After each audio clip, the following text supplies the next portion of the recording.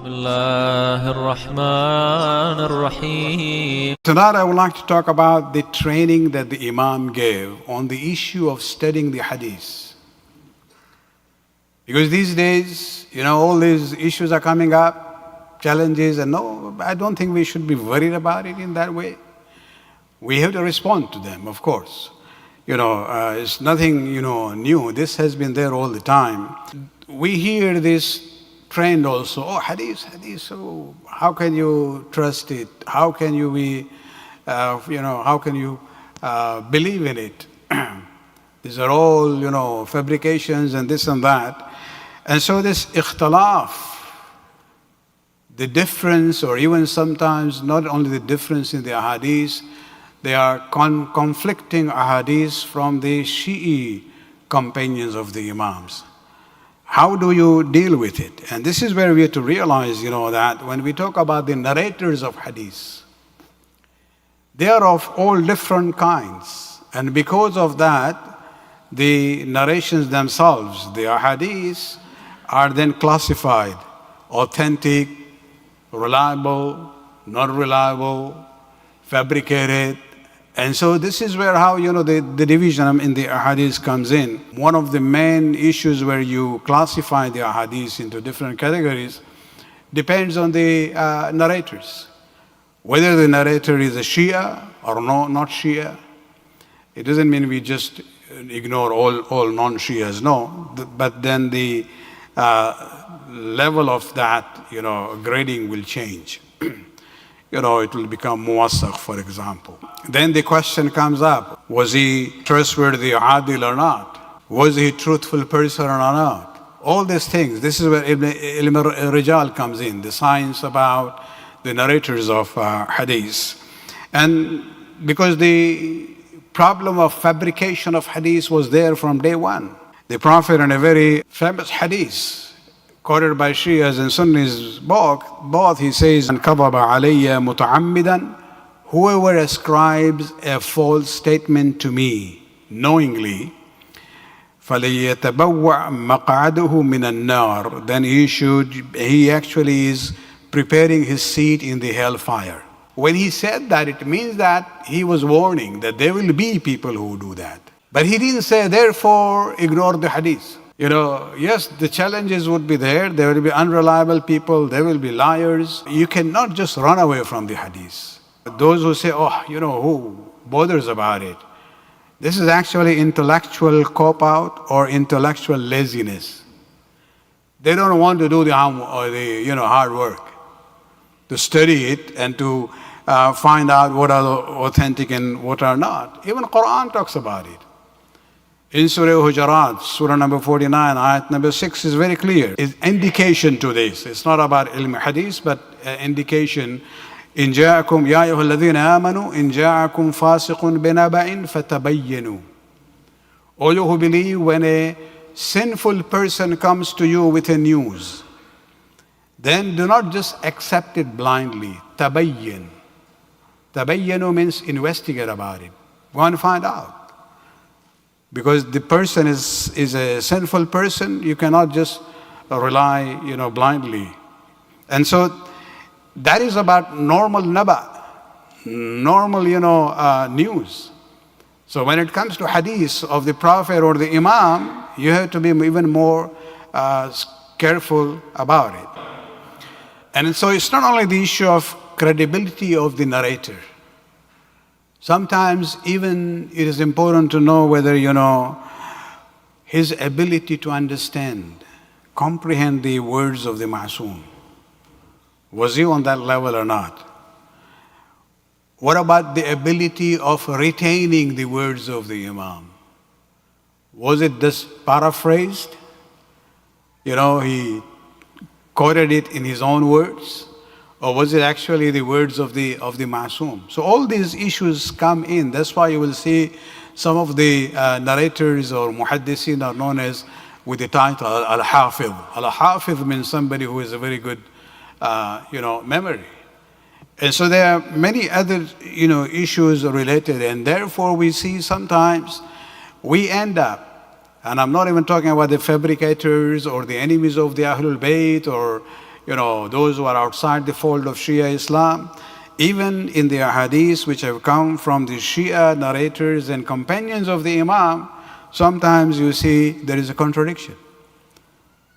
One group of narrator say a statement from Imam Ja'far Sadiq alayhi salam, and then another group comes and narrates from the same Imam, but when you look at the content, they are contradictory.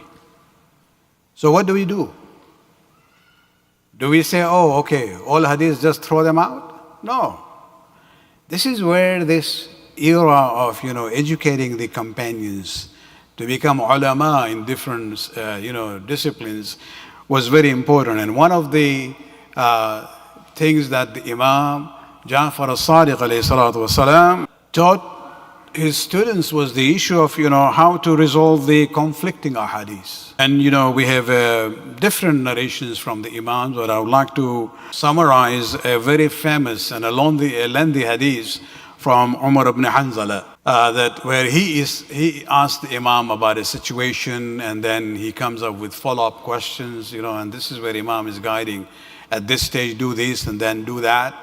But just a word about the narration itself. Again, mashallah, these days people immediately go to some of the softwares and say, okay, let's see the quality of this narration itself. Is it reliable or not? Umar ibn Hanzala's narration. Well, I'll tell you that the majority of the Shi'i jurisprudence accept that as a maqbula. They call it maqbula Umar ibn Hanzala. Maqbula means, the context surrounding this hadith brings about that satisfaction, and the majority of the Shi'i scholars have accepted it. Even though you go by every narrator in that chain, you might not be able to verify all of them to be people who are known. But interestingly, Ayatollah Sistani, on this issue of this hadith of Umar ibn Hanzala, he considers it to be not only maqbula, he uses the term sahiha, because he uses another standard. He says among the scholars of Rijal, there were 3 individuals who were known to be narrating only from reliable narrators. And one of them is Safwan bin Yahya. And he says that Safwan bin Yahya narrated also from Umar ibn Hanzala, not this hadith. But he is using that criteria of ilm rijal to say that it means that Umar ibn Hanzala is also an authentic narrator. So Umar ibn Hanzala asked the 6th Imam that, if there are 2 Shias who have an issue in matters of inheritance, they cannot come to you. The Imam is not accessible, or they are in some other city. What do we do there? What should they do? Can they go to a judge appointed by this government of the tyrants? And Imam said no. Then what should they do? Imam says they should go and find out, someone from us who is reliable and who has the knowledge of what we have said as halal and haram.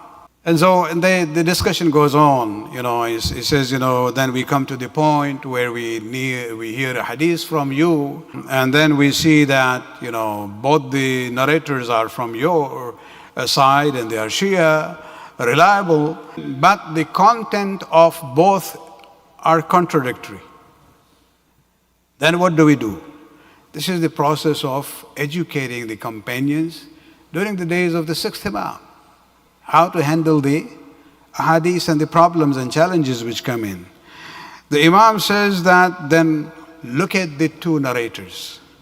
Follow the one who is more just, more erudite, knowledgeable, more truthful in hadith, and the one who is more cautious. Umar ibn Hanzala, may Allah bless him, he doesn't stop there. He says, well, both are just, both are erudite, both are truthful, and both are cautious in narrating hadith. Then what? Then Imam says that if both are just and accepted by the community, then go and see who is accepted by the community. He says, well, if both of them are on that same level.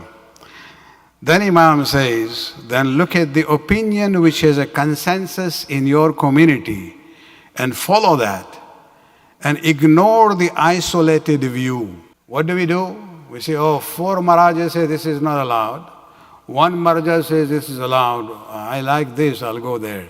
But you have to look at the consensus in the community of the ulama. Not go with the, isolated views. This is the bala even these days.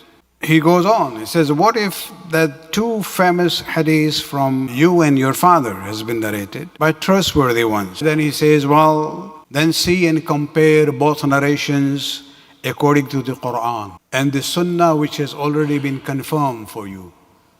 See which is in line with the Qur'an, with a very clear verdict of the Qur'an and the Sunnah which has been accepted, and see which opinion is against the Amma. Al-Amma, the Sunni view. He says then you should basically discard the one which is against the Qur'an and the confirmed Sunnah and the one which is according to the opinion of the Amma. You have to stay away from it. Ibn Hanzala goes further. He says, what if, both ahadith has supporters among Sunni jurists, some of them also on this side and some on it. There is a conflict among them also.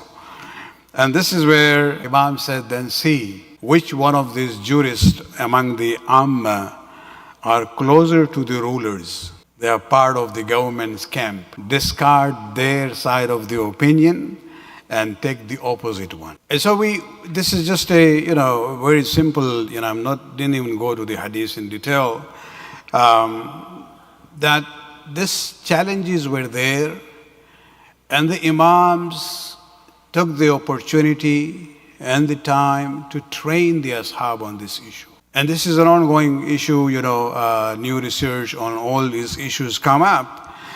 And one of the criteria that the Imam mentioned, that if you see there are 2 ahadiths coming from reliable, trustworthy companions of ours, and they contradict one another, one of the criteria is to see which one of them is according to the opinion of the Amma, the majority, Sunni opinion. Ignore that and go with the other one. Now people would, raise objection, oh, Imam is promoting sectarianism. No, there was a very good reason for that. And that reason actually has been explained by another statement from Imam Ja'far al-Sadiq alayhi salatu wasalam, where he was talking to a person and he says, do you know why we tell you to go whenever you see 2 ahadiths from our sources and one is in line with the majority opinion, discard that and go to the opposite side? And the companion says, Imam said, do you know why we are saying this? And he said, no, you will tell us. He says, anything that Ali advocated in matters of religion, whenever he would do that, the ummah, the majority there, would contradict him.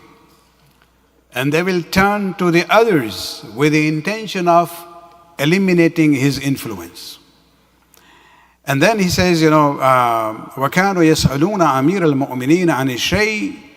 They will actually go to him. Go to Amir al-Mu'mineen, ask him a question about something, الَّذِي لَا يَعْلَمُونَهُ, that they don't know about it. فَإِذَا أَفْتَاهُمْ, when he gives his verdict about it, جَعَلُوا لَهُ ضِدًّا. They will actually do the opposite, so that they would confuse the people and basically keep away from the teachings of the Imam, Amir al-Mu'mineen. And I'll share with you one very interesting example, a very common one. The Prophet of Islam, let's forget his life in Mecca. In Medina, he was there for how many years? 11 years, something? Huh? Let's say 10. Even minus 2 more years. Maybe, sometimes he was traveling, he was out of town. Just calculate 8 years. 8 years Rasulullah would come to the masjid every day and lead the 5 daily prayers. Calculate the number. You get about 15 to 16,000 times. The irony of the Muslims is that a prophet who did something publicly thousands of times, yet they don't know. Did he pray this way? The Maliki way? I'm not even talking about Shias now. Or did he pray this way? Or was it here? Something which he did so many thousands times, and yet they have this dispute.